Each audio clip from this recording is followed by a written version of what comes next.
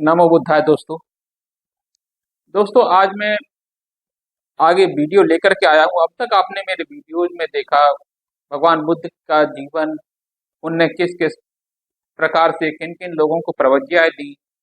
उनने महिलाओं की मुक्ति के द्वार खोले, उन्होंने शूद्रों की मुक्ति के द्वार खोले, सभी को गले लगाते हुए दोस्तों भगवान बुद्ध ने अपने वचनों को बताया।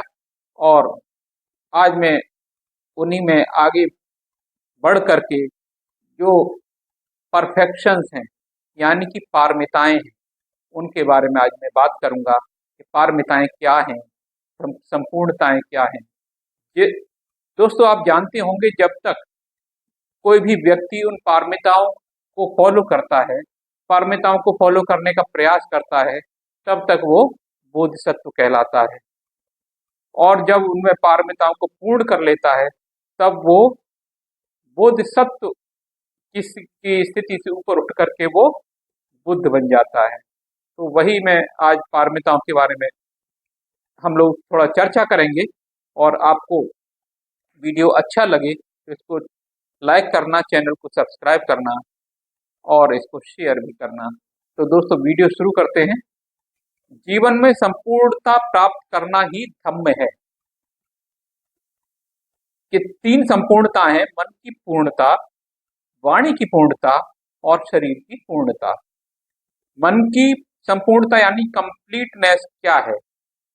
आसव, अकुशल विचार, मन की अशुद्धियों का पूरी तरह से विनाश होने से इसी जीवन में संपूर्ण चित्त विमुक्ति की प्राप्ति की अनुभूति करते हुए चित्त विमुक्ति होती है। मन पूरी तरह से विकारों से मुक्त हो जाता है। यही मन की संपूर्णता कहलाती है। इसी तरह वाणी से अकुशल कर्म नहीं होते हैं। कटु वचन, झूठ, चुगली, व्यर्थ बोलने के कर्म नहीं होते हैं। इसे प्राप्त कर साधक उसी में विहार करता है। इसे वाणी की संपूर्णता कहते हैं। इसी तरह शरीर से सभी तरह के अकुशल कर्म नहीं किए जाते हैं। चोरी, हिंसा, व्यभिचार नहीं किए जाते हैं। तो यह शरीर की पूर्णता कहलाती है। तो ये 10 पारमिताएं हैं। वो क्या हैं? जीवन की इन 3 पूर्णताओं के अलावा 10 पारमिताएं, परफेक्शंस यानी क्वालिटीज होती हैं जो जीवन को निर्वाण प्राप्ति की ओर ले जाती हैं। भगवान बुद्ध ने सुभूति को इनके बारे में समझाया। सुभूति ने पूछा, भगवान, बुद्धत्व प्राप्त करने की ओर अग्रसर एक बोधिसत्व की दान पारमिता क्या है? दान यानी कि जेनरियोसिटी, परफेक्शन ऑफ गिविंग। तथागत बोले, बोधिसत्व दूसरों की भलाई के लिए अपना स्वत्व छोड़कर भीतरी या बाहरी वस्तुओं का दान करता है और दान के बदले किसी यश, सम्मान, प्रशंसा पाने की इच्छा नहीं रखता है, किसी वस्तु के प्रति आसक्ति नहीं रखता है, उसे दान पारमिता कहते हैं। सुभूति, एक बोधिसत्व की शील पारमिता क्या है? तथागत बोले, वह स्वयं कुशल व नैतिक कर्म के 10 शीलों का पालन करता है, उस मार्ग पर विचरता है और दूसरों को भी ऐसा ही करने की प्रेरणा देता है। वह क्या है? वह शील पारमिता। आगे सुभूति ने पूछा, बोधिसत्व की शांति पारमिता क्या है? वह धैर्यवान, सहनशील, क्षमाशील हो जाता है। वह लाभ अलाभ, यश अपयश, सुख दुख सबको समान समझकर समता भाव से आगे बढ़ता है और दूसरों को भी ऐसा ही करने की प्रेरणा देता है। भगवान बुद्ध ने उत्तर दिया। आगे सुभूति ने पूछा, बोधिसत्व की वीर्य पारमिता क्या है? तथागत ने उत्तर दिया, वह आलस्य त्याग कर पूरी ऊर्जा के साथ भीतर की शक्तियों को पूरी तरह से जागृत कर धम्म के मार्ग पर लोक कल्याण में ज्यादा से ज्यादा कर्म करता है और दूसरों को भी ऐसा ही करने की प्रेरणा देता है। वह वीर पारमिता। आगे फिर पूछा सुभूति ने, बोधिसत्व की नैष्क्रम्य पारमिता क्या है? तथागत ने उत्तर दिया, बोधिसत्व धन संपदा, भौतिक संसाधनों वह सुख सुविधाओं का त्याग करता है, वह निष्क्रम्य पारमिता कहलाता है। विभूति ने पूछा, बोधिसत्व की सत्य पारमिता क्या है? तथागत ने उत्तर दिया, वह सम्यक दृष्टि से सत्य विचार वस्तु ज्ञान को स्वीकार करता है, वस्तु जैसी है उसे वैसा ही देखता है, वैसा ही कहता है, वैसा ही प्रतिपादित करता है और दूसरों को भी ऐसा ही करने की प्रेरणा देता है, वह सत्य पारमिता। विभूति ने फिर पूछा, बोधिसत्व की अधिष्ठान पारमिता क्या है?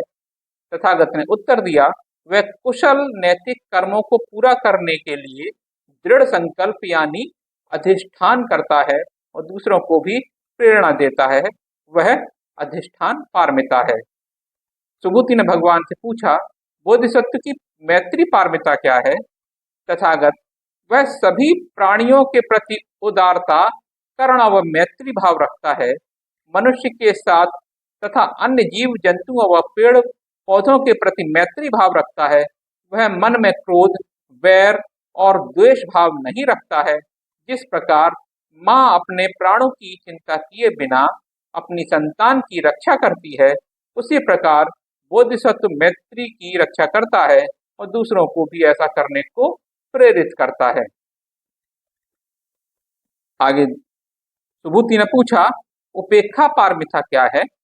भगवान ने उत्तर दिया, वह पक्षपात रहित भाव से बोधि प्राप्ति के धम्म मार्ग की ओर आगे बढ़ता है, उसे उपेक्षा पारमिता कहते हैं।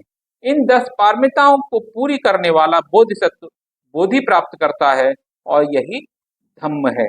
आगे हम अगले वीडियो में बात करेंगे, निर्वाण प्राप्त करना धम्म है और परम सुख है, वो कैसे प्राप्त किया जाता है। दोस्तों, एक शब्द आता है तथागत।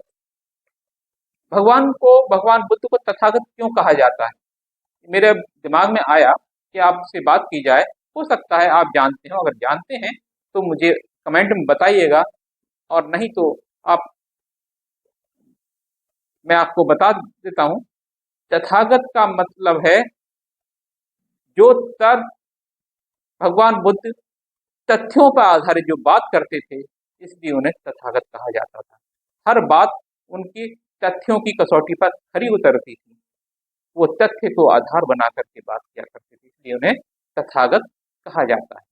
तो दोस्तों, कैसी लगी आज की वीडियो? और अगर आपको वीडियो अच्छी लगी हो तो चैनल को सब्सक्राइब कीजिए और वीडियो को लाइक कीजिए और शेयर भी कीजिए।